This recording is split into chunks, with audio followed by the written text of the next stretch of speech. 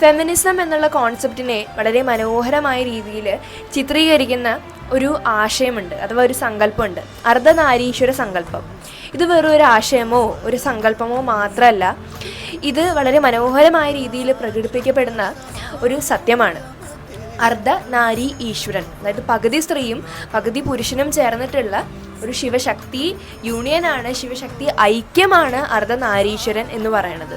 അതായത് നമ്മുടെ ഈ ലോകം നിലനിൽക്കണമെങ്കിൽ പ്രകൃതിയുടെയും പുരുഷൻ്റെയും, അതായത് സ്ത്രീയുടെയും പുരുഷൻ്റെയും സാന്നിധ്യം ഒരേപോലെ വേണം എന്ന് കാണിച്ചു തരുന്ന ഭഗവാന്റെ മനോഹരമായിട്ടുള്ളൊരു ലീലയാണ് ഈ അർദ്ധനാരീശ്വരൻ എന്ന് പറയുന്നത്. അപ്പോൾ ഭഗവാന്റെ ഈ അതിമനോഹരമായിട്ടുള്ള ഈ ഭാവത്തിന് പിന്നിൽ ഒരു കഥയുണ്ട്. ആ കഥ എന്താണെന്ന് വെച്ചാൽ, ഒരിക്കൽ ഭൃംഗി മഹർഷി ഭഗവാൻ പരമശിവന് പൂജ ചെയ്യാനായിട്ട് കൈലാസത്തിലെത്തും.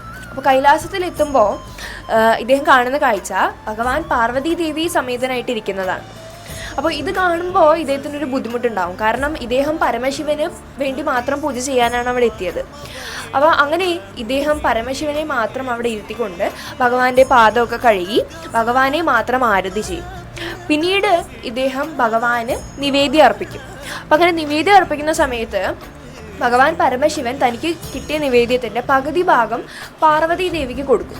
അപ്പോൾ ഇത് കാണുമ്പോൾ ഇദ്ദേഹത്തിന് തീരെ ഇഷ്ടപ്പെടില്ല. പിന്നീട് ഇദ്ദേഹം ഭഗവാന് ചുറ്റും 3 പ്രദക്ഷിണം വയ്ക്കാനായിട്ട് തീരുമാനിക്കുകയാണ്. അപ്പോൾ ഇദ്ദേഹം പ്രദക്ഷിണം വയ്ക്കാനായിട്ട് പോയ സമയത്ത് പാർവതി ദേവി ഇവിടെ അടുത്തുള്ളത് കൊണ്ട് തന്നെ ഇദ്ദേഹത്തിന് ദിവ്യശക്തി കൊണ്ട് ഒരു പാമ്പിൻ്റെ രൂപത്തിലേക്ക് മാറും.